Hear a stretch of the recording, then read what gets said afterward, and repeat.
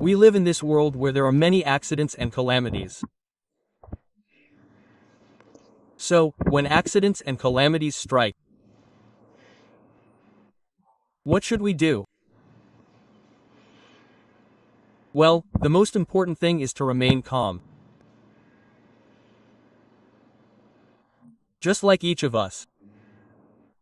If we are Buddhist practitioners, even when facing accidents or calamities, or karmic consequences shared with other beings, we must remain calm and recite the Buddha's name. Calmness is very important, and it can transform karma and resolve difficulties when the mind is calm. What is the most frightening thing for a person? A disturbed mind. A disturbed mind, everyone. That's why when leaders deal with certain issues, they don't want many people to know or understand what they're doing. Because when the mind is disturbed, it's very frightening. It's better for them to quietly resolve the problem efficiently. So, a disturbed mind is very dangerous, very dangerous. You saw it during the pandemic, didn't you? In the beginning, many people were incredibly afraid. It was like it just exploded. When people are afraid of something, their minds become incredibly chaotic. It completely disrupts their thoughts. They can no longer control themselves. Sometimes, when a person's mind is not calm, they might be holding an object in their hand, but they ask, "Where is it? Where is it?" Quote, or they're holding a hat in their hand and ask, "Where is my hat? Where is my hat?" Quote, and the other person says, "Oh, you're holding it in your hand." So, when a person is not calm, even if they're holding something in their hand, they don't know, they don't remember. You see, when people are afraid, worried, or anxious about something, they keep turning around and around, picking things up and putting them down, unable to do anything. Therefore, those whom we work with, if they are restless and unstable, they won't accomplish anything. They run around doing a little of this and a little of that, and working with such people affects us greatly because we are ordinary people and are easily influenced. So when accidents and calamities occur, storms rage, and fires burn, we know that we live in this world of impermanence. As long as our lifespan remains, we live. When our lifespan ends, we die.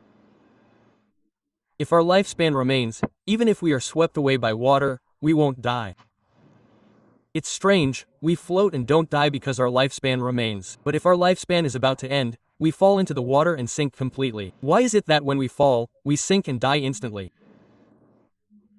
Or something holds us down, and we can't surface, so we die. And each person must die according to their karmic destiny. For example, some people die from a minor car accident, some die from being crushed by a tree, some die from a dog bite, a snake bite.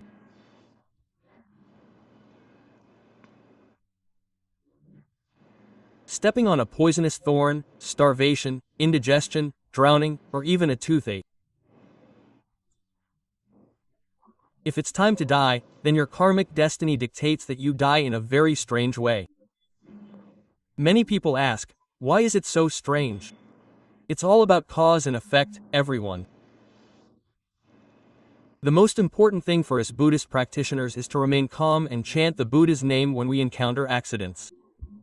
Why? So that if we have shared karma and die, our rebirth will be in the Pure Land.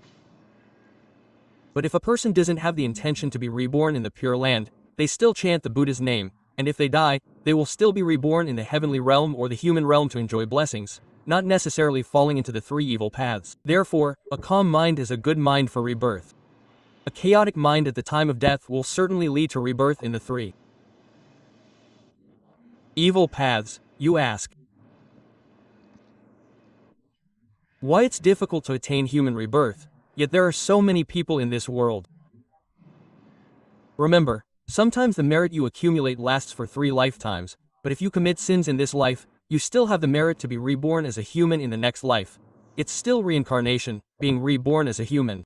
That's why you see some people who are only 5 or 10 years old when they die. It's because their merit for being human only lasts that long. But if the family and lineage practice virtue and accumulate merit, eating vegetarian food during pregnancy, releasing animals to pray for the child, and absolutely refraining from killing animals during the first month celebration, then the child's lifespan increases because of these virtuous actions. However, if the child lives to be 20 years old, but during pregnancy, the mother kills animals or harms creatures, or during the first month celebration, many animals are killed, then the child will only live to be around 10 or 15 years old before dying. Therefore, if we understand the principle of human life, we will do things very differently. The most important thing is to be calm and composed while alive, ensuring everyone has food and clothing. But when accidents, calamities, storms, floods, or fires occur, everyone must remain calm. The most special thing about us who chant Buddha's name is that we tell everyone, let's all chant Buddha's name. Let's all chant Buddha's name. Amitabha Buddha, chant Buddha's name. Amitabha Buddha, chant Buddha's name. Therefore, those images and videos that people create, showing people chanting Buddha's name during storms and calamities, influence people.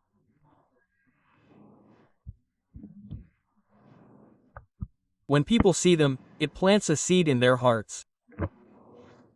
When they experience floods, fires, or earthquakes, they chant Amitabha Buddha. Now, who will save them?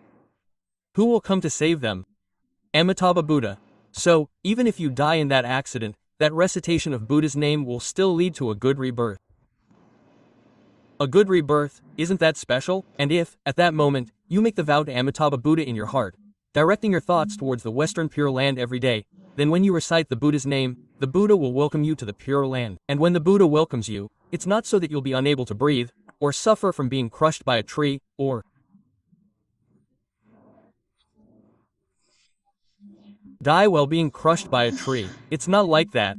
It's not that you'll suffer like that until your last breath and then the Buddha welcomes you.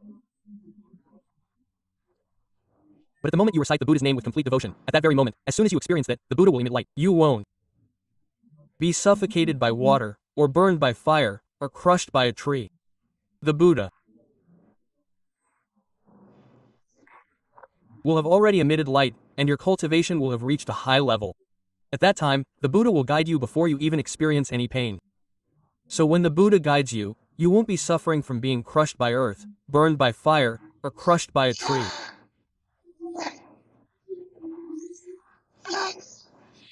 Remember that.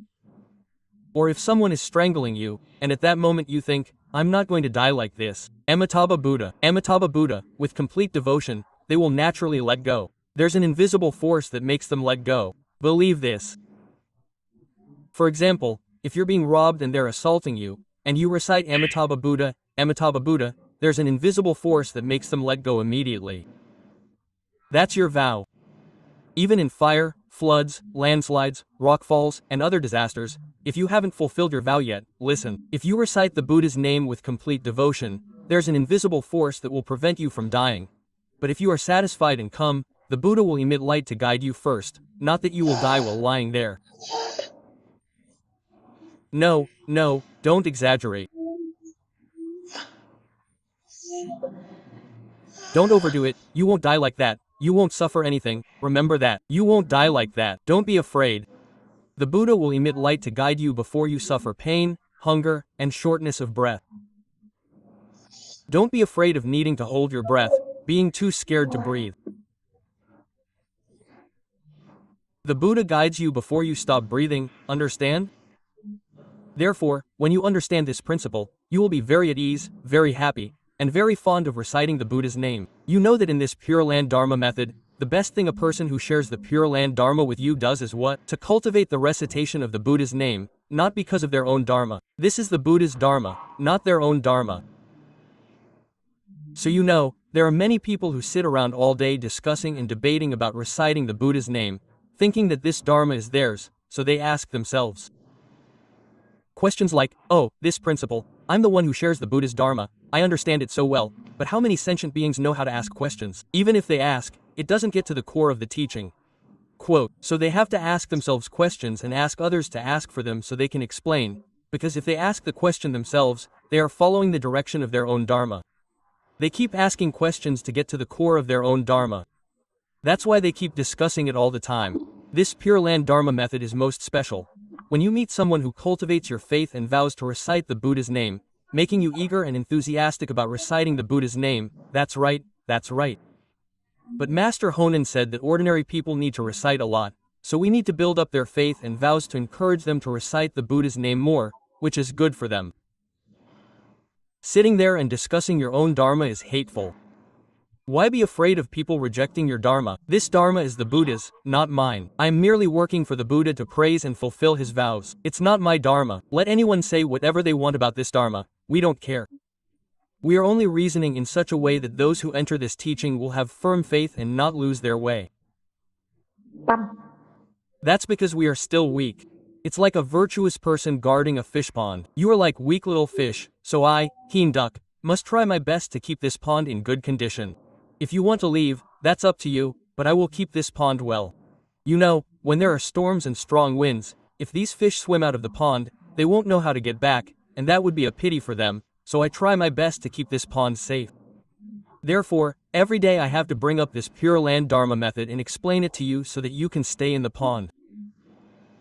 While I, Hiền Đức, am raising fish in the pond, many people say the pond is too crowded, so they want to take the fish out and release them elsewhere. I ask them, back then, when you were in the crowded place of Buddha recitation, were you willing to be moved to another place? They said, no, it's better to be crowded but happy there. Even if it's crowded, as long as it's a place of Buddha recitation, the fish are the same. In the crowded pond, life must involve survival, and eventually, death. There will definitely be birth and death, everyone. Humans and all things must be born and die. Never demand that it live forever, whether it's spacious or crowded. The important thing is to be happy while living together. I, Hiền Đức, have experienced two places. Both were crowded. The biggest one was very crowded. The first place was only 1.5 acres of land, but there were 1,500 people living there. Can you imagine how crowded it was? Each person only had half a meter to lie down. The entire row of houses was connected. People were packed together, half a meter apart, half a meter apart, half a meter apart, half a meter apart, so tightly packed, yet everyone was happy and cheerful. That was the golden age, ladies and gentlemen. In those days, people were very simple, straightforward, and incredibly happy. But everything in life has its ups and downs. That's the principle. But I'm also glad that my life has gone through those times, those special times in the Tam Bak Dao house, which perhaps will be difficult for anyone to recreate the atmosphere of the past, as you yourselves have experienced those moments, so you know. Even when it's the most crowded place, there are still many people. It's not like you can just tell them to go somewhere else. They wouldn't agree. They would be very reluctant, forced to go, but they would never want to leave that place, even if it's cramped, right? The fish are the same. They have to experience birth and death. There must be birth, and there must be death. So even if the fish are crowded, we still care for them. We play Buddhist chants around the pond properly so that when they die, they can hear the Buddha's name. They hear the Buddha's name. When they die, we hope they can leave this animal form and be reborn as a human, or in heaven, or in the Pure Land, because they hear the Buddha's name every day. That's why in every fish pond we always play Buddhist chants continuously. So, we would never, even if it's crowded, scoop them out and dump them somewhere else, because we think it's better for them to die here, hearing the Buddha's name, than to be taken outside and caught in nets, then skinned, gutted, cut up, fried, stir-fried, or boiled. That would be more painful than dying in the pond. Truly, if it dies in the pond while still hearing the Buddha's name, it will be reborn in a better state. But if it's outside, and people oppress it, use knives on it, smash its head, and it floats up dead in the morning, then it will forever remain an animal. That's the principle. We are like that too. Many people dig ponds to raise fish. When there are too many fish, they scoop them out of the pond and dump them somewhere else. Think about it. Would you accept it if it happened to you? No, you would never accept it. You want to be in a place where you feel peaceful. Right? Dumping them somewhere else where they die, what do they gain? They are animals, and they have to die. In the end, they will forever remain animals. It's better to leave them in the pond and let them hear the Buddha's name, so the fish in the pond are peaceful and happy. Down there, they see lotus flowers, and if there are worms, they cut them out and put soil in to plant water lilies. Yesterday, the monks said they caught the fish and put them in a plastic container, then added water and put them back in. Hiền Đức said, "Be careful, if you catch them and they die, that's not good." So, they thought it was expensive, and they put them in slowly, little by little. Even if they touched them a little, they were still alive, and they settled down and the water became clear again. But if you catch them all out and dump the soil in, some small fish will still be crushed to death. Therefore, you should have a compassionate heart, a heart of vegetarianism and releasing animals, and also a heart of protecting life. That's why we put Buddha chanting machines around our house, on the roof, and if we have the opportunity, we put Buddha chanting machines there for what purpose? Those dirty birds and animals, when they fly around and hear the Buddha's name, or for example, if we have big houses, and they're on the roof, it's just a frame, and there are animals that climb up there, or birds that build nests, and then they die there. We put the energy there, on the roof, just enough for the animals to build nests there, so that when they die, they can hear the Buddha's name, that intention. Or those dirty animals and birds that fly around and hear the Buddha's name, you must have that intention, that mindful intention. As for wearing a Buddha chanting device and going to the market, honestly, we intentionally let them hear it a little bit. That's our belief, and it doesn't bother anyone. People have the right to play loud music, and we play the Buddha chanting very softly. What's the harm? Many people say, "Oh, why are you playing the Buddha chanting so loudly? I'm used to hearing Buddha chanting." Quote. Just say that and it's done. No need to explain much, right? And after walking around the market, how many people have heard the Buddha's name? We are also able to chant the Buddha's name now because of the accumulation of hearing the Buddha's name. Understand? Sentient beings have to go through that process, little by little, and from that, they get the karmic connection. You who believe in Pure Land Buddhism sitting here, it's not simple. You should be determined to resolve the cycle of birth and death in this life. Resolve it completely in this life. Don't talk about the next life or anything like that. Husbands and wives, children, everyone should aim for the Pure Land. CHIİU Lok, CHlliu Tham, aim for the Pure Land. Husbands and wives, hold hands and say, "We must go to the Pure Land, my dear." But if you encounter a husband or wife who doesn't recite Buddha's name, and you experience suffering, you can tell him, her. You work hard all day, try to recite Buddha's name, and I will also try to recite Buddha's name. Life is impermanent. Everyone has to experience birth, separation, and death. I'm aiming for the Pure Land, and I'm also doing it for you. When I reach the Pure Land, I will always know where you are. I can come and visit you. Quote, she will be very pleased to hear that. When we say this, we don't care what our inner thoughts are, we just say what's appropriate for the worldly situation. Therefore, our intention is to make our spouse feel at ease and happy, and that is also a blessing. Saying something that makes someone happy is special. Saying something truthful that makes someone sad is not as special as using skillful means.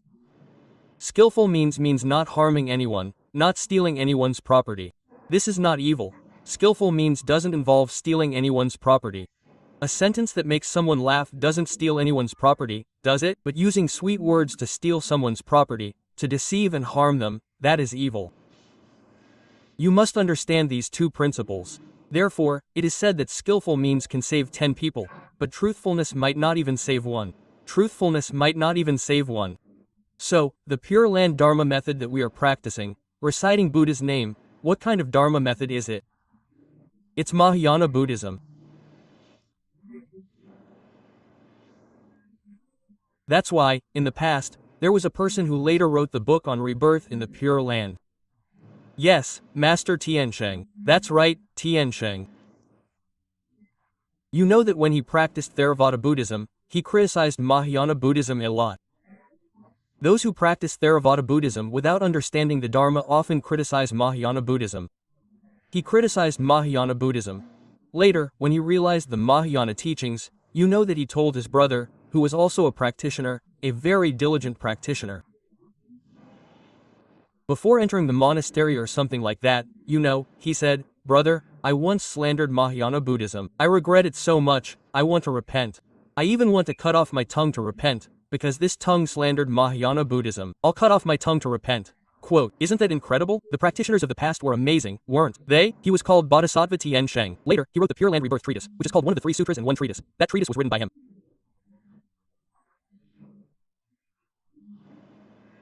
His brother said, "Think again, you once didn't understand Mahayana Buddhism and slandered it, saying that Amitabha Buddha doesn't exist, Avalokiteshvara doesn't exist, Mahasthamaprapta doesn't exist, Maitreya Bodhisattva doesn't exist, rejecting Mahayana Buddhism altogether. You once did this, but today you have realized that the Mahayana teachings are incredibly vast in saving sentient beings. So why don't you use this tongue to praise Mahayana Buddhism? Why cut off your tongue? What's the point of repenting in this way?" Quote, Bodhisattva Tien Sheng immediately understood the principle. At that moment, he understood. He used his wisdom to study Mahayana Buddhism, and finally realized the Mahayana teachings, writing the Pure Land Rebirth Treatise, which was passed down to later generations to praise the Pure Land. That's why in Pure Land Buddhism, it's called the Three Sutras and One Treatise, and the treatise is by Bodhisattva Tien Sheng, who once slandered Mahayana Buddhism. You have to understand the principle, you see. People reject Mahayana Buddhism because they practice Hinayana Buddhism. They don't understand it, just like Bodhisattva Tien Sheng. I've heard and studied this passage before, and I understand it. Therefore, if we have previously slandered the Buddha's teachings, understanding that the principle of the Buddha's Dharma is the Dharma of liberation, we must turn around and praise it. If we are practicing Buddhism, we should not oppose the Dharma of others. Opposing the Dharma is not the true Dharma. Listen carefully, everyone. A person who practices a certain Dharma and considers it the true Dharma, slandering the Buddha's Dharma and other Dharmas as false Dharma, is someone who opposes the Dharma. When one has studied Buddhism and developed the Bodhi mind, one absolutely does not oppose evil or good. One believes in karma and its consequences. Why is he called the Buddha? Why is he called the greatly enlightened one? Because he never opposed anyone who harmed him. Do you see?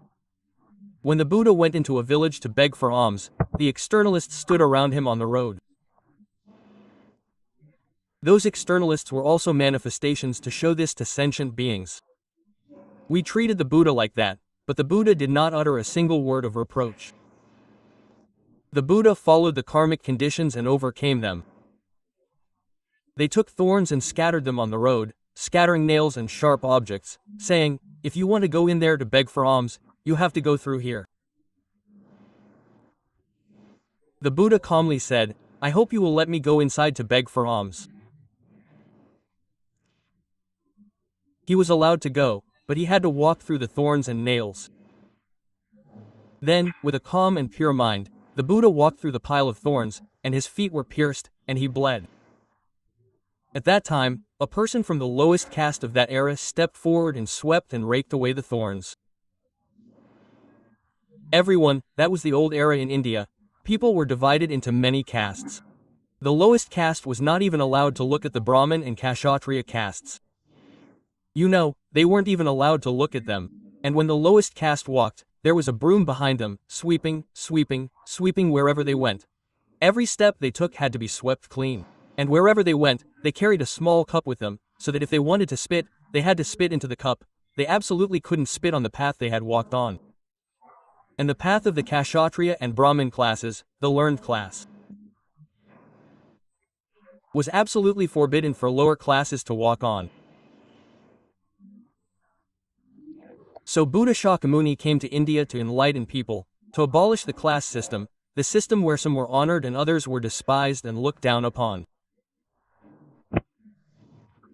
The Buddha wanted people to be equal, but they still couldn't achieve complete equality. Because the Saha world is inherently like that. So you know, when that person took a broom and swept the dirt aside, the Buddha stepped forward and leaned on them. This person said, "Sir, please don't look at me, don't touch me, you will be defiled." The Buddha said, "There is nothing impure between human beings. Between human beings, there is equality in living on this earth. There is no separation or impurity. The body of a person may look poor and dirty, but their heart is incredibly pure. That person is very precious and worthy of respect." Quote. Then the Brahmin group said, "Old man Gautama, why did you touch that low-class person? We are Kshatriya and Brahmin, the noble class. Why did you touch that dirty person?" Quote. The Buddha said to them, "This man is not impure. Impurity is not due to being rich or poor. It's not that being rich means being noble and being poor means being despised and impure. No. The true value of a person lies in their heart and character, not in whether they are rich or poor. Quote, in our religion, there is equality in human hearts. Heart connects with heart. You know that the Buddha asked this low-caste man, "Do you want to follow me and learn the Dharma?" "Can I?" he asked. The Buddha said, "Yes, you can." He then resolved to follow the Buddha, renounce worldly life, and attain enlightenment. Therefore, in that era, people thought that those of low caste could never learn the Vedas of the Brahmins and could never follow the path of the Kshatriyas, the royal class. You know that they all looked down on those of lower castes, but unexpectedly, when the Buddha enlightened the world, many of those of low caste practiced and attained enlightenment. From that, you know that people can accept the Dharma, and between people, there must be love and compassion.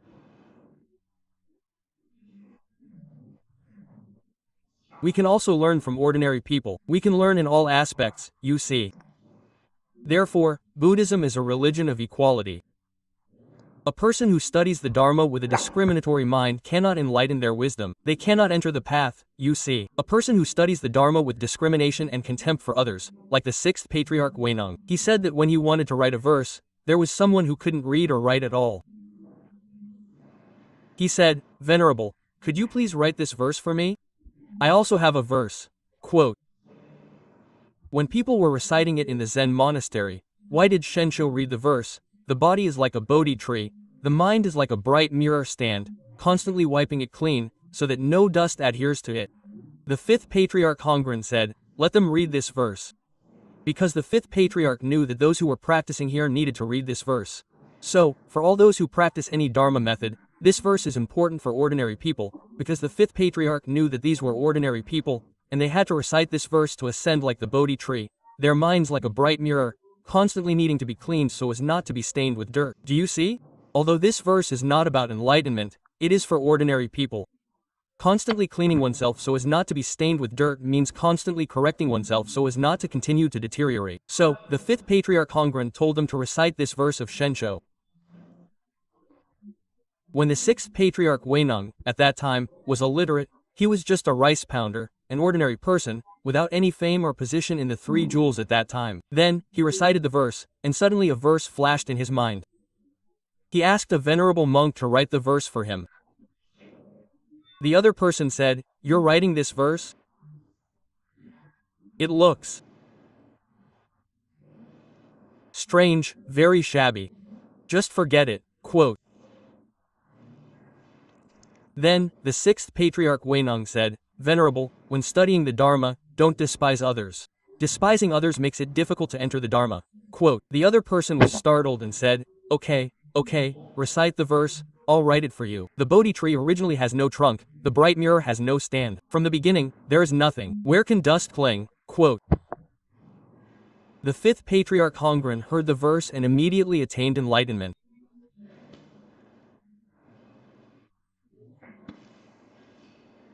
It's incredible, he didn't know a single word. Then, that night, he called him in, secretly transmitted the Dharma and the robe to him, and then told him to leave immediately. He ran away incredibly fast because the time for spreading the Dharma was not yet ripe, so he had to leave immediately. I transmit the Dharma and the robe to you, leave immediately. Do you see how incredible the situation was? The competition between different Dharma paths was intense, wasn't it? The fifth patriarch knew and told him to run immediately.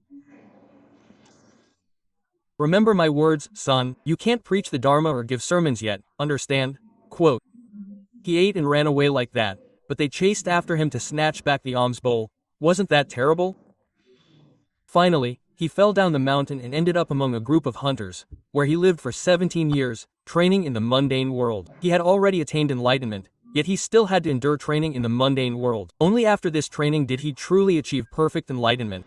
You see, it's not simple, so when learning the Dharma, don't have a contemptuous attitude towards others. Contempt for others makes it difficult to enter the path. Therefore, when we practice, we shouldn't oppose the Dharma, we shouldn't slander the Dharma. Those who share Buddhist teachings are truly pitiful. They learn so much but then go around slandering, saying that Amitabha Buddha doesn't exist, Avalokiteshvara doesn't exist, Mahasthamaprapta doesn't exist, Maitreya doesn't exist. What's the point of that?